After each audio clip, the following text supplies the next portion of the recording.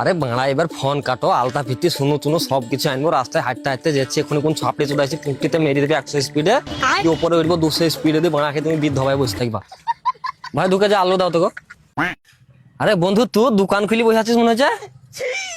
রে সালা এ কই থেকে এলো রে? আর মুখ দেখলে দিন ভালো যায় না, কথা বললে মনে হয় পুরো দিন ধরে গায়ে মাঙ্গা যাবে। গেলে রে ওইদিকে তাকে কি বাল বলছিস, আমার দিকে তাকে বল।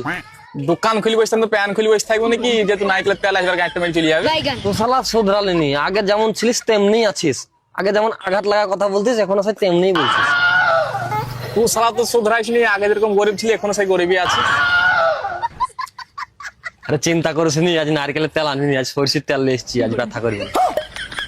আচ্ছা সব তেল মেল বাদ দে, দে আলু কাটা আমাকে দে, এমনিতে শুকি বাদাম উঠে গেছে, একটু পর ফেলে দিবে। তুই ওই রকমই ব্যক্তি, আমি আগে থেকেই জানি। তোর বাপ দাদা কোনোদিন ভালো আলু খাইনি, তুই আর কি বাল খাবি? আমার বাপ দাদা খেয়েছে পচা আলু, আমি খাবো ভালো। তা তুই দাঁড়িয়ে দাঁড়িয়ে দেখবি রে সালোর বেটা সালো। আজ 22 বছর দেখলি একদিনও খেলিনি ভালো, আমার বাড়ির কানটায় পড়ে আছে যা যে কুড়ি খাগারে সালো বেটা সালো। বড়া এই অপমান তো সহ্য করতে পারা যাবে না। ইতিহাস সাক্ষী আছে, বাড়ের ঘরে পানি পড়ে আমার ঘরে লয়। তুই হচ্ছিস দোকানি, তুই খাবে পচা মাল, আমি লয়। এলে বাড়া ধর ঝোলা দুকা জালো ভর দিত।